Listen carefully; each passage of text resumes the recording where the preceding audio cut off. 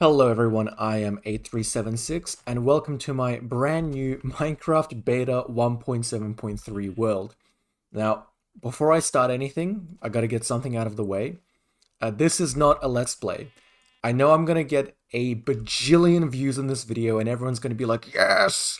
A new Minecraft Let's Play! That's exactly what I wanted! This is gonna make this guy so much money! I can't wait to watch this again and again! Unfortunately, I'm gonna have to disappoint all those people because all this is just a very simple kind of update world tour showing what I have achieved so far in my new Minecraft world. The goal for this series is very simple. I'm just going to be playing on this world in my own time, and every time I feel that I've built something that is substantially interesting or new, I'm just going to record a short video, hopefully no longer than 15 minutes, say, just showing off what I've built. And that's going to be it. I'm not going to be doing any Let's Play stuff on here. I'm not going to be doing any, like, of your typical, like, Minecraft content. It's literally just going to be, hey, I built this thing. Come check it out. Alright, goodbye. And that's it. So if that sounds up your alley, then definitely stay along and let's get started. Starting out, I'm just going to go through this tunnel, which at some point in the future will have a redstone door. For now, it's just open. And I will take you through this tunnel into this front yard. So this is my base, this little sandstone and wood building that looks a little bit like a fish from this angle right here. Inside you will see is all of my stuff, but before we go in, I'm going to show you my nether portal design, which is also here. The sun is setting, which is absolutely excellent. Ignore that building for now.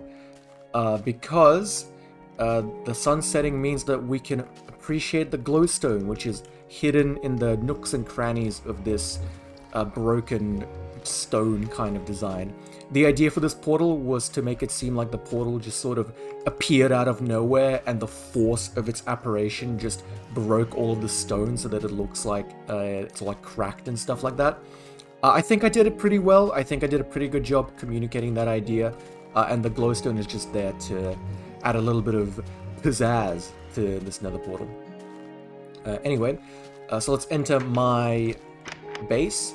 This is what it looks like inside. It's very spacious, which I like. The reason it's so big is mostly because I was working with the terrain.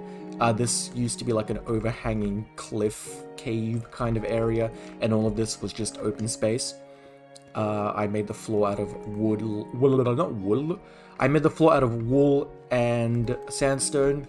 Originally, this green wool was actually leaves, but it looked really shit, so I decided to change it to green wool. The entire wall here is storage. The reason it looks like this with glass spaces in between is because you can't place chests next or on top of each other in this version of Minecraft. So I kind of had to get creative and make this, I think, really nice looking storage design. Because there are there are signs. Because there are no item frames in this version, the way I am showing which chest contains what is with these blocks on the floor. So this is glass, this contains glass, this is dirt, this contains dirt, this is iron, this contains mining stuff, that sort of thing. And same goes for the ceiling. This is netherrack, this contains nether stuff. These are currently empty, so there's nothing here yet. So I still have a bit of space left for me to store more things, so the more I play, the more I'm going to use these chests. And I think this is going to last me for a bit. I think this is a pretty decent amount of space. You'll see here, this little middle part is where my floating ceiling, what are they called? Workbenches are. And this floor is actually furnaces. I couldn't really find a way to place furnaces or workbenches anywhere that looked nice, so I decided to just make them part of the ceiling and the floor. My idea here is to build a mob farm. I'm not going to go into too much detail because it is, again, a work in progress. A work in progress that has not even been begun, but in the future, that will be a mob farm. You will see here also that there are all of these paintings. These paintings act as a secret lighting for my room. So there are no torches in here. There is only glowstone.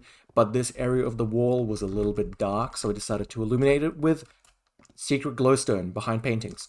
Now, you might be thinking, wait a minute, why do you have these signs here? Why don't you just place glowstone over here and place the paintings on top of the glowstone? Why do you need these signs in between?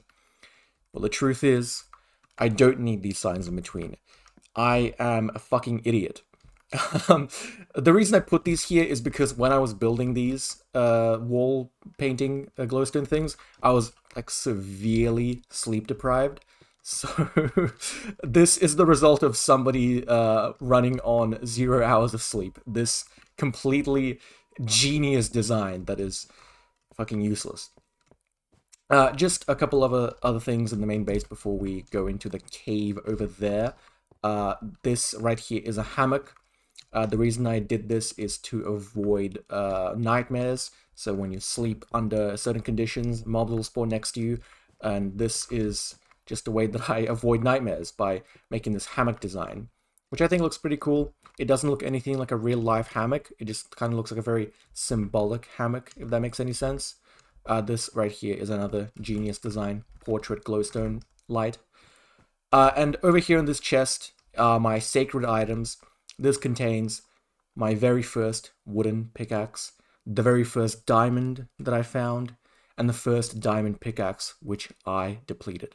And of course, the first set of armor, which I have since stopped wearing because I wore it for so long and it served me so well.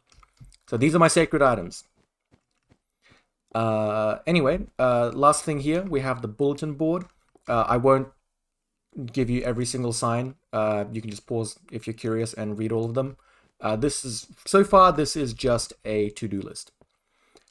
Going down this mine shaft, you will see this very long set of staircases. Sorry, not staircases. This is a single long staircase. And this leads into my mine shaft. Now you'll see here that I'm keeping tally of how many diamonds I find in this mine shaft. Right now it's at 64, just the stack, not too bad. This idea I got from Mine1001, I think that's the right numbers in his name. I'll just put a screenshot of the video that I got the idea from. I thought it was a very fun way to gamify mining and make strip mining less boring. So you'll see all of my strip mines also contain the numbers that the number of diamonds that I found there. Some fun facts about this room. This pillar, this furnace was originally a pillar that I accidentally created by mining in an anti-clockwise direction. So I thought it looked pretty cool. I decided to make it into something, so I turned it into the central furnace system. Some other fun facts about this is that this second floor of the strip mine I made because I was looking for lapis, and I found out that lapis apparently spawns a little bit higher than diamonds for optimal spawn rates. So this is why we have here. And I guess the final fun fact about this mine shaft is that it's a fun fact that is revealed when we do some maths. So we have 20 diamonds in the east strip mine, we have 11 diamonds in the south strip mine, and we have 29 diamonds in the west strip mine. These add together to 60 diamonds. But wait, the mine shaft here says that we made 64 diamonds. So what's going on? Where did I just miscalculate? Did I do something wrong? Did I already fuck up my diamond tally? No, I didn't. I found 4 diamonds while mining out this central room, which is why the main sign says I have found 64 diamonds, even though the total diamonds from the strip mines is 60. It's a little bit confusing, but it's a single-player world. I am beholden to nobody's judgment except my own, which is why I get to make that a little bit confusing. So anyway, that's the main, I guess, base area that I have right now. This is where all the creativity happens, and this is where all of my ideas are spawned. So let's take a quick sleep and then show the rest of the world. So the reason that I decided to make my base part of a mountainside is because I kind of want all of my gamey player adjacent stuff to be kind of out of the way, because my idea is to turn this valley over here into like a pretty big, spacious town, and I didn't want any of the like mob farms or any of my, I guess, not gaming. How do I put this? I didn't want my base to overshadow anything that I built in this town, which is why I decided to kind of hide it out of the way, which is also why I'm planning a redstone door here, so it's even more hidden. And yeah, and the plan here is to turn this into a town, but so far the only building I have of the town is the town hall. First things out of the way, should just give credit. These pillars were inspired by some pillars that I saw in a world tour by The Last Block. I thought they looked really cool. I thought they were very simple but very, very sturdy looking. So I decided that yeah, these fit really well to my build. I'm just gonna yoink, and put them here. These pillars are a little bit different, but they're basically the same idea. So the idea behind the town hall, I kind of like doing a little bit of cheeky world building and environmental storytelling in my builds. So the town hall, you enter, and you instantly go into this main kind of meeting room. It's a little bit decorated with plants. It's lit by glowstone to really show that how rich the town hall is. And you have the chieftain's big boy chair that he sits on when listening to the townspeople complain about their problems. My favorite part about this build are these things over here. So these are like, I guess, cupboards right below shelves. I think they look really cool. I think it's a very fun way to hide lighting instead of having to use torches everywhere. These zeros are supposed to be handles, so you can like grab the cupboards and pull them out. Yeah, I think it looks pretty cool. I'm very proud of this design. This room over here is the private area on the first floor. So this is where the town chief, I guess, does his paperwork. When he needs some quiet time, when he needs to just concentrate on doing paperwork or keeping track of like the logs of the town or whatever, he just sits here, looks out the window at a wall, I suppose, and gets all his stuff done. And then when he takes a break, he can stare out the window at the town that is going to be there in the future. Now, the most interesting part about his study is the fridge. Sometimes the chief gets hungry. He doesn't have time to go and have a meal. He just goes up to his fridge and he grabs a steak. Oh, not a steak, a cooked pork chop. This obviously doesn't fit whatsoever with the aesthetic of this build, but I thought it was way too funny not to include. I needed something to go into this corner, and like a chest or a bookshelf would have felt a little bit repetitive. So I decided, you know what? Why not a fridge? Why not a fridge? The second floor is also a private area. These are the living quarters of the town hall. This is where the chief and has dinner with some of his friends. He doesn't have a family because you can tell because there's only one bed in this whole house. But he does have friends. He invites them. He has dinner with them. He drinks with them. He plays games with them. These are just some shelves with, I guess, his favorite board games or something. I don't know what kind of games he plays with his friends. Maybe he plays like Dungeons and Dragons or something. Again, we have the cupboard designs over here. You pull them out. There's stuff in them if you use your imagination. And this also connects to his balcony, which gives him a very nice view of the town that will one day be there, and into my front yard with the very suspicious portal there that the other townspeople probably aren't very aware of. You already got a glimpse of the bedroom. Very simple, nothing too crazy here, just some bookshelves for the chief's leisure reading.